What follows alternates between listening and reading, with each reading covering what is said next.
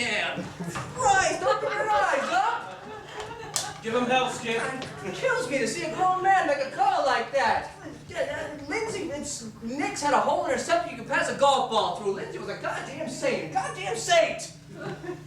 Sweet, merciful Christ, Morley. Hey, if I wanted a little girl to take little girl swings for me, I'd go out in the street and abduct me a 4-foot redhead until I could use her as a pinch hitter instead of stuck with you. Sorry, Skip. My wife left me the other day.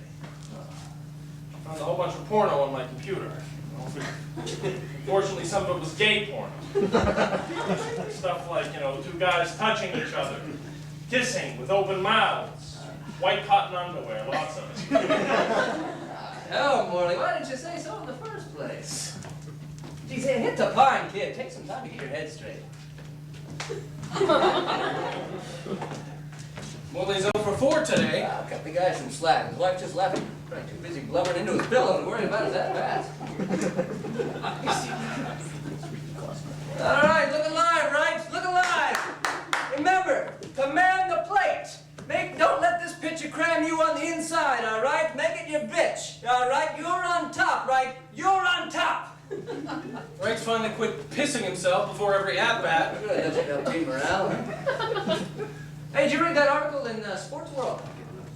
You mean the one about the Jesus-themed fish and unleavened bread restaurants? Oh, the one about the homo epidemic in sports. You read that stuff? They honestly believe that they think baseball is the #1 sport for gay guys who aren't out of the closet yet. Well, now that you mention it, Coach, some of the guys do act a little queer from time to time.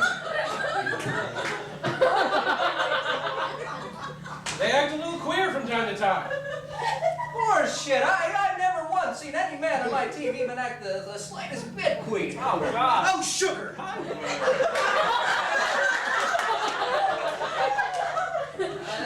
These boys are the farthest thing from fagging it up you could ever hope to see in a ball club.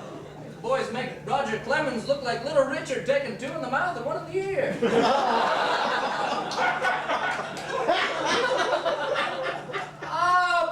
Of the dog right. Please tell me that last pitch you swung at was due to some sort of epileptic seizure or brain aneurysm, and that you swinging at that last pitch with some kind of uncontrollable physical reaction because of the seizure or aneurysm, huh? No, Coach. I just wanted that. Yeah, so you've never had a seizure before? No, I haven't, Coach. Never had a brain aneurysm? No, not that either, Coach. Tell me you never had any sort of uncontrollable physical reaction in the midst of what would otherwise be a completely controllable physical reaction, like swinging a baseball bat? Well, now that you mention it, one time when I was 15, I was jerking off, and in the middle of jerking off, I touched my own asshole while thinking about Sylvester Stallone and Over the Top. It turned me on so much, I damn near ripped my man parts off. I don't know what that means, but I do know that I've had a soft spot for a stall where my mom will shoot from that damn.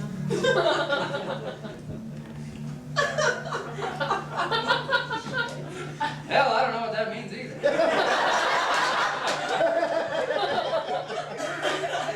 Well, it probably just means you have a good appreciation of the American cinema. Well, what's done is done, but I want to see you in the batting cages tomorrow morning, all right? All right. Good. Good kid just doesn't have his head on straight. Well, I wonder why. Huh? Nothing. Probably thinking about Sly Stallone and Demolition Man rubbing Crisco all over his crotch. What? The guy just about admitted as much no more than a minute ago. This is what I'm talking about. I'm not even comfortable showering with most of the guys anymore. I mean, Jarvis has taken wearing that cut-off Menudo shirt to workouts. Hollis has grown that bushy mustache and is playing Brick in a community theater production of Cat on a Hot Tin Roof. And, Hollis is... Well, he walks around the locker room, right? Yeah. Naked. He's singing those Judas Priest songs, right? All I'm saying is, put 2 and 2 together. Why does the team want to wear thongs instead of jock straps now? Why has our unofficial de facto road music become Nancy Sinatra records? And why is it the team mostly calls you Papi or El Hombre de Caliente? It makes sense to me. No, the thongs are for performance. They provide coverage without encumbering the hip area. And we play Nancy Sinatra because of the hilarious kitsch value. And hey, as for the nicknames, I'm simply encouraging the boys to learn a second language and to use it when addressing one another. That way we can give them the signals in another language from the third baseline. The other players won't know what we're talking about. It's called strategizing. Oh, that's called deep-seated repression. Oh, you know, sometimes I wonder how you got to have such a small mind. All right, Greco, spank that ball. Spank it. Spank it till you leave a nice red bat print on its supple, fleshy, pearly white hide. Make that spank sound that is like no other sound in the universe. Intensity and allure. In any event, I think we ought to pull Greco for Petrus this evening. Ever since he started painting his nails, he's afraid to choke up on the bat when he faces a fast pitcher. Petrus is on the DL after getting that bad perm. I forgot about that.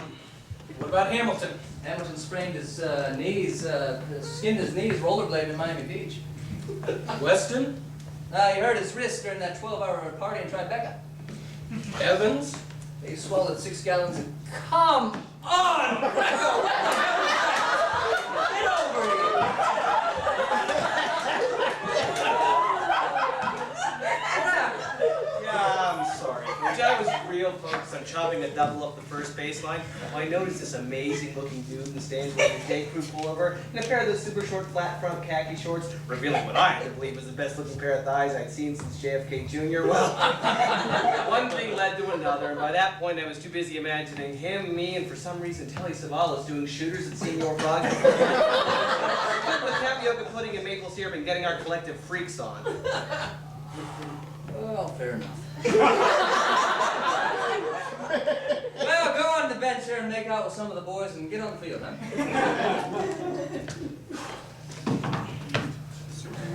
Can you hear what you're saying? What I'm saying?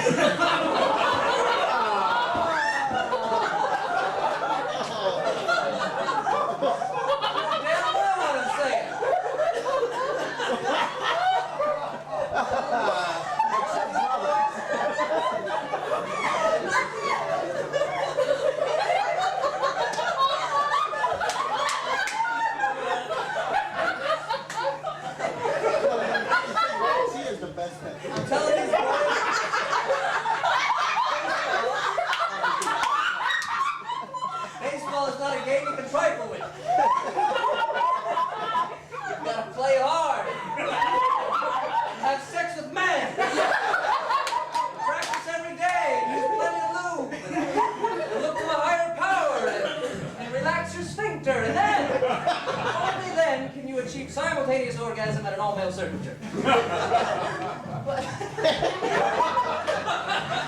I mean greatness.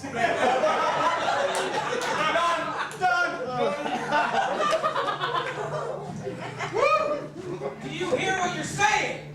Coach, we got something we got something we gotta tell you. And it may be hard to hear at first, and you may not like it a lot, but it's the honest to goodness truth. Now, Coach, by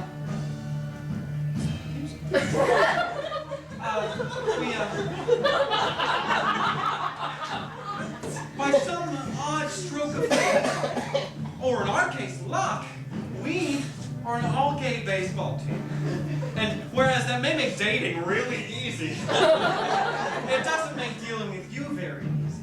With your good-natured heart and your kindred spirit, you overlook our blatant homosexuality while revealing your own latent gay tendencies and still managing one hell of a ball club. Big Coach, we can't go on pretending that we're not noticing, that you're not noticing, that we're all just a bunch of hairy faggots.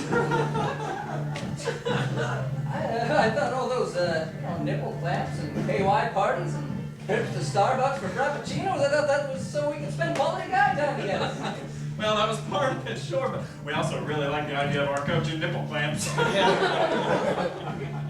Geez, so you're all gay, ever that's one of you? Well, except for the assistant coach. He's into golden showers. You promised you wouldn't tell anyone! They got a bunch of bleeding fairies on their team. The best bleedingest fairies this side of the American League West Division. Well, actually, second best. San Francisco still reigns supreme. So, I guess you want me to resign so you can find yourself a proper gay coach to coach you like the low for sissy boys, huh? No, coach, that's just it. You're gayer than we could have ever hoped for. Your gay tendencies skyrocket every day. Pretty soon we'll have you marrying Liza Minnelli and wanting to produce a remake of Beaches. Beaches, huh? I like that Bette Midler. So I can still be your coach? Yeah! And you all still occasionally pee on my chest? Occasionally! Boy, I gotta tell you, team, I couldn't be prouder of my all-gay club of gays, huh? You gays are the best bunch of gays a guy could ever hope to work for. Gay. Hey everybody, dog pile on coach! Stop it! Get in the field.